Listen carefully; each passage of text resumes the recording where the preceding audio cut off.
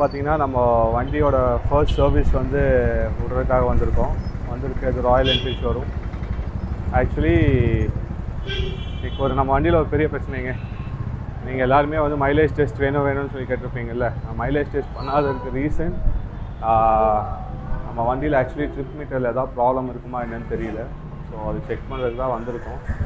ஏன்னா 1500 ருபீஸ்க்கு வந்து நான் வண்டியில் பெட்ரோல் அடித்தேன். இது வரைக்கும் எவ்வளோ கிலோமீட்டர் ஓடி இருக்குதுன்னு பார்த்தீங்கன்னா 450 கிலோமீட்டர்ஸ் தான் ஓடி இருக்குது. 450 கூட இல்லை, 420 கிலோமீட்டர்ஸ் தான் ஓடி இருக்குது.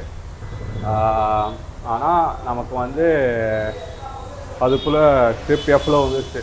அதே மாதிரி நீங்கள் சைட் ஸ்டாண்ட் போட்டு எடுத்தீங்கன்னா உங்களுக்கு வந்து 2 பாயிண்ட் 3 பாயிண்ட் காமிக்குது.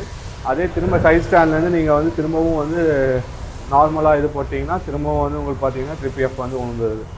ஸோ 1500 ரூபாய்க்கு அடித்து 420 கிலோமீட்டர் தான் ஓடி இருக்குது. நான் ஆல்ரெடி உள்ளே பேசிட்டேன் மெக்கானிக்கிட்ட, அவங்க செக் பண்ணிட்டு சொல்கிறேன்னு இருக்காங்க. ஸோ பார்ப்போம். சொன்ன மாதிரி உங்களுக்கு நான் காமிக்கிறேன் பாருங்களேன். இப்போ பாருங்கள் 2 பாயிண்ட் காமிக்குதா. ஆனால் இது வரைக்கும் பார்த்தீங்கன்னா 15 லிட்டர்ஸ் பெட்ரோல் அடிச்சிருக்கேன். ஆனால் 428 தான் ஓடி இருக்குது. எனக்கு தெரிஞ்சு இவ்வளோ கம்மியாக மைலேஜ் கொடுக்கறதுக்கு வாய்ப்பு இல்லை. ஆனால் அது எல்லாத்துக்கும் முன்னாடி இந்த வீடியோவில் உங்களை பார்த்ததில் சந்தோஷமாக இருக்குதுன்னா உங்கள் பிரதீப். வணக்கம் and welcome to Pradeep vlog. வாங்க வீடியோக்குள்ளே போகலாம்.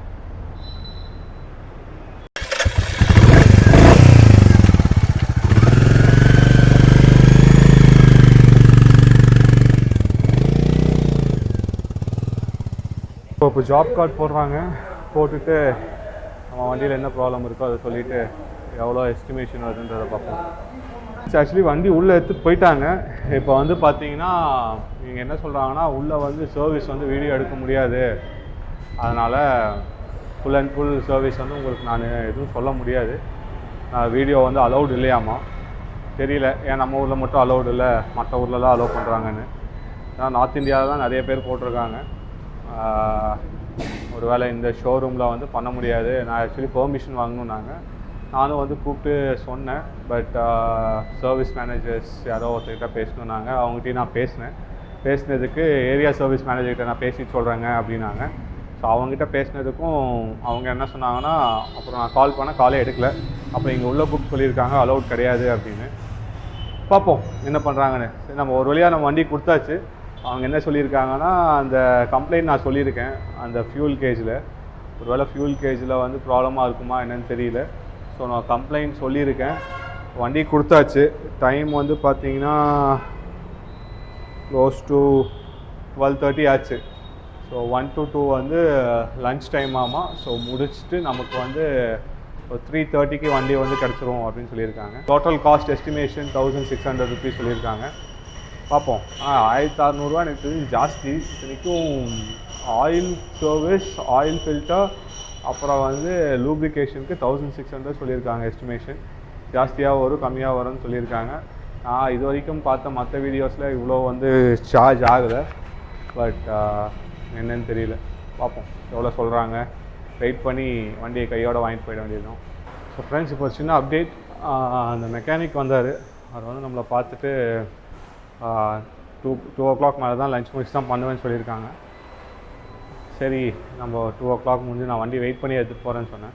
நான் எப்போவுமே வண்டி சர்வீஸ் விட்றப்போ, நீங்களும் சரி எப்போவுமே சர்வீஸ் சென்டர் போகிறப்போ வண்டியில் என்னென்ன பண்ணுறாங்கன்றத வீடியோ எடுக்க முடியலனாலும் சரி நீங்கள் வந்து வெயிட் பண்ணி பார்த்துட்டு போங்க. ஏன்னா நம்ம வண்டி அவங்க சரியாக வேலை செய்கிறாங்களா இல்லையான்றது நம்ம தான் செக் பண்ணணும். சொல்கிறாங்க. பட் நான் எப்போ போனாலும் சரி, என் கார் சர்வீஸ் விட போனாலும் சரி, இல்லை நம்ம பைக் சர்வீஸ் பண்ண விட போனாலும் சரி, நான் வந்து அதே இடத்துல உட்காந்துருவேன். சின்ன ஒரு ஸ்டிக்கர் ஓட்ட போனாலும் அந்த இடம் அங்கே இங்கே நகர மாட்டேன். ஏன்னா நமக்கு வண்டியில் என்ன செய்கிறாங்கன்றது தெரியணுன்றதுக்காக அங்கேயே தான் இருப்பேன். ஸோ அதனால் அவர் முடிஞ்சால் வீடியோ எடுக்கிறதுக்காக நான் பெர்மிஷன் வாங்கி தரேன்னு சொல்லியிருக்காரு. பார்ப்போம். அவர் கொடுத்தாருன்னா அந்த வீடியோ வந்து நான் இதில் போடுறேன். அப்படி இல்லைன்னா அவர் நான் தனியாக கூப்பிட்டு என்ன சர்வீஸ் பண்ணாங்க, என்னென்ன வேலை செஞ்சாங்கன்றதை நம்ம அவர்கிட்டயே கேட்டு அதை வந்து நான் இந்த வீடியோவில் ஆட் பண்ணுறேன். ஸோ இதுதான் பார்த்தீங்கன்னா உங்களோட கஸ்டமர் லான்ச். ஏசி கூட ஒர்க் ஆகலை, போடாமே வச்சுருக்காங்க. என்ன பாருங்களேன் எப்படி வேர்த்து போயிருக்கு. இதெல்லாம் ராயல் என்ஃபீல்ட் பார்த்து ஏதாவது கொஞ்சம் ரெடி பண்ணாங்கன்னா சரி. கேட்டதுக்கு ஏசி ரிமோட் இப்போ தான் கொடுத்தாங்க. அதை ஆன் பண்ணால் ஆன் ஆக மாட்டேங்குது. ஒரு வழியாக ஏசியை வந்து ஆன் பண்ணிட்டாங்க. இவங்களோட இன்னொரு ஷோரூம் வந்து நம்ம திருச்சி ரோட்டில் இருக்குது. அதில் வந்து பார்த்திங்கன்னா நல்லா மேலே சூப்பராக இருக்கும். மேலேருந்து நீங்கள் வண்டியை பார்க்கலாம். அநேகமாக அங்கே போயிருந்தால் கூட நம்ம அட்லீஸ்ட் வீடியோ நம்ம வண்டியை சர்வீஸ் எடுக்கிறதுக்கு நம்ம வண்டியை வந்து நம்ம சர்வீஸ் விடுறோம், அதை நம்ம வீடியோ எடுக்கிறதுக்கே நமக்கு ஏன் உரிமை இல்லைன்னு தெரியல. கேட்டால் பண்ண முடியாதுன்றாங்க. ஸோ இவர் வந்து கவின் இங்கே சர்வீஸ் கொடுக்கறதுக்காக வந்திருக்காரு. ஸோ இவரை வந்து நம்ம இங்கே தான் மீட் பண்ணேன். எனக்கு இன்ஸ்டாவில் வந்து நிறைய ட்ரிக்ஸ் சொல்லி கொடுத்துருக்காரு, ரீல்ஸ் எல்லாம். அவங்களோட இன்ஸ்டா ஐடி சொல்லுங்கள் நம்ம subscriber. Okay, mister RS kit.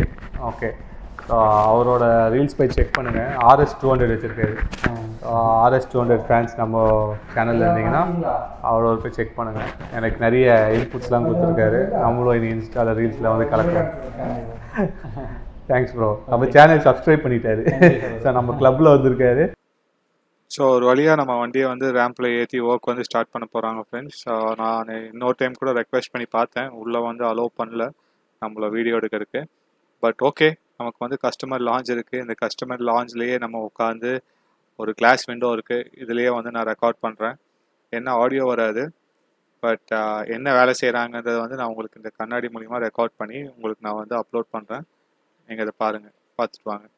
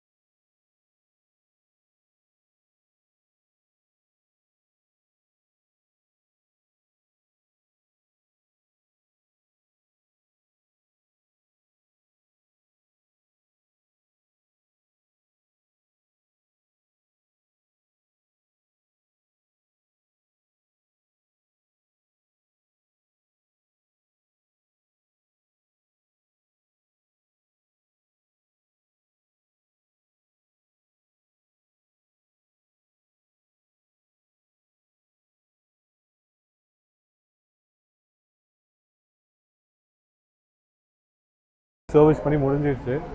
கரெக்டாக 4 o'clock ஆக போகுது. ஸோ நான் வெயிட் பண்ணிட்டு தான் இருந்தேன். ஸோ வண்டி வந்து சர்வீஸ் பண்ணியாச்சு. நான் சொன்ன ப்ராப்ளம் வந்து அரெஸ்ட் பண்ணியிருக்காங்க. அந்த இண்டிகேட்டர், ஃபியூல் இண்டிகேட்டர் என்ன சொல்கிறாங்கன்னா, ஒரு பாயிண்ட் இருந்தாலே கிட்டத்தட்ட 4 liters பக்கம் இருக்கும். 120 to 140 kilometers ஓடும்னு சொல்கிறாங்க ஃபியூலில். பட் என்னன்னு தெரியல. நம்ம என்ன பண்ணுவோன்னா, இதுக்கப்புறம் நான் பெட்ரோல் அடிக்க போகிறதில்ல, அப்படியே வெயிட் பண்ணி அதை ஃபுல்லாக ட்ரை ஆக விட்டு எவ்வளோ போகுது அப்படின்றத வந்து நம்ம பார்ப்போம். பார்த்துட்டு அப்புறம் வந்து நான் திரும்ப உங்களுக்கு மைலேஜ் டெஸ்ட் வந்து தனியாக 1 liter மட்டும் அடித்து போட்டுட்டு உங்களுக்கு வந்து நான் சொல்கிறேன். ஸோ இவர் தான் வந்து நமக்கு இப்போது வண்டி ரெடி பண்ணார். உங்கள் பேர் சொல்லியிருந்தான்? ரமேஷ். இவர் தான் எங்கள் சீஃப் மெக்கானிக். நம்ம வண்டி இவர் தான் ரெடி பண்ணி கொடுத்தாரு. என்னென்ன பண்ணீங்கண்ணா இதில்? Actually general checkup, chain, okay, disc pad cleaning, okay, oil change, okay, complaint nut bolt checkup, okay, 3 box cleaning, okay, battery return charge, okay, அவ்வளோதான். Clutch play. சரி, ஓகே. அப்புறம் அந்த ஃபியூல் வந்து என்னமோ சொன்னீங்கல்ல, அதை சொல்லிடுங்களேன் நம்ம சப்ஸ்கிரைபர்ஸ்க்கு. நிறைய பேர் வந்து யூஸ்ஃபுல்லாக இருக்கும். ஃபியூல் வந்து 2 பாயிண்ட் வரைக்கும் உங்களுக்கு, ஓகே, 3 லிட்டருக்கு மேலே இருந்தால் தான் வரும், கேஜ் ஒர்க் ஆகும். சரி, 2 பாயிண்ட் காட்டும். ஓகே, ஃபுல்லாக வரணும்னா உங்களுக்கு 3.5-4 லிட்டருக்கு மேலே வரணும். 4 லிட்டருக்கு மேலே இருக்கும். அப்போ அந்த ஒரு பாயிண்ட்லேயே 4 லிட்டர் இருக்குன்றீங்க? ஆமாம், 3.5 லிட்டர் வரணும். 3லேருந்து 3 லிட்டர் நிற்கும். ஓ, ஸோ அதுலேயே வந்து பார்த்தீங்கன்னா இப்போ ஒரு 30 கிலோமீட்டர் போட்டாலும் நம்ம ஒரு 120 கிலோமீட்டர் பக்கம் ஓட்டலாம். 120 கிலோமீட்டர் பக்கம் ஓட்டலாம். ஓகே, ஸோ அதை நம்ம என்னன்றதை நம்ம வண்டி ஓட்டி பார்த்துட்டு ஃபுல்லாக செக் பண்ணிவிட்டு அதுக்கப்புறம் எதாவது ப்ராப்ளம் இருந்துச்சுன்னா நம்ம அண்ணங்கிட்ட கொண்டு வருவோம், அதை நம்ம ரெடி பண்ணி கொடுப்பாரு. சரிங்களா? ஓகேண்ணா, தேங்க்ஸ். ஆக்சுவலி சர்வீஸ் வந்து முடிஞ்சிருச்சுங்க. இப்போ நம்ம பில் பே பண்ணுறதுக்காக வந்திருக்கோம். 1600 ருபீஸ் வந்து சொல்லியிருந்தாங்க, ஆனால் 1600 ருபீஸ் ஆகலை, 1172 ருபீஸ் தான் ஆச்சு. இதுக்கு உண்டான ஃபுல் டீட்டெயில்ஸ் வந்து நான் மேலே போடுறேன் பாருங்கள். ஸோ இது முடிஞ்சிருச்சு. நெக்ஸ்ட் நம்ம போய் நேராக கேட் பாஸ் வாங்கிட்டு கிளம்ப வேண்டியது. கேட் பாஸும் வாங்கியாச்சு, நம்ம வண்டி எடுத்துகிட்டு கிளம்ப வேண்டியது தான். இப்போ ஒரு நாளே நம்ம ஃபுல்லாக போச்சு. 11 மணிக்கு வந்தேன், மணி 4:15. ஸோ அங்கே நம்ம கூட ஒருத்தர் உட்காந்துருந்தார்ல, அவரோட வண்டி பாருங்கள், அங்கே வந்து டெலிவரிக்கு ரெடி ஆகிட்டு. அங்கே தெரியுதா தெரியல உங்களுக்கு, பட் அந்த மீட்டியார் பேம்பில் ஏற்றி நிறுத்தி வச்சுருக்காங்க. ஸோ இந்த வீடியோவை வந்து நான் இதோட முடிச்சுக்கிறேன். இன்றைக்கி சர்வீஸ் சென்டர் போயிட்டு வந்தே நமக்கு சரியான பசிங்க. காலிலேருந்து சாப்பிட்டு போனதோடு சரி. இப்போ மணி 5 மணி ஆச்சு, இனி எதுவும் சாப்பிடல, இதுக்கு மேலே தான் சாப்பிட்ணும். நம்ம நைட்டு ஒர்க் வேறு இருக்குது. ஸோ இந்த வீடியோ உங்களுக்கு பிடிச்சிருக்குன்னு நினைக்கிறேன். பிடிச்சிருந்தா லைக் பண்ணுங்கள், ஷேர் பண்ணுங்கள், உங்கள் ஃப்ரெண்ட்ஸ் கூட வந்து ஷேர் பண்ணுங்கள். அதே மாதிரி ஏதாவது சேஞ்ச் பண்ணால் கமெண்ட் பண்ணுங்கள். உங்களை அடுத்த வீடியோவில் பார்க்குறேன். until then பாய், ரைட் சேஃப். பைக் வாங்கியாச்சு, யூடியூப் சேனல் ஆரம்பிச்சாச்சு. பட் கேமரா வந்து ஆக்ஷன் கேமரா ஒன்று வாங்கணுன்னு பார்த்துட்டு இருந்தேன். ஏன்னா டிஜே பிராண்ட் பற்றி நீங்கள் கேள்விப்பட்டிருப்பீங்களே, ட்ரான்ஸ் எல்லாமே வந்து அவங்க தான். நம்ம ஃப்ரெண்டு வந்து நமக்கு இது கொரியர் பண்ணிட்டாரு, நான் பண்ணுறேன். ஸோ பார்த்தீங்கன்னா கேமரா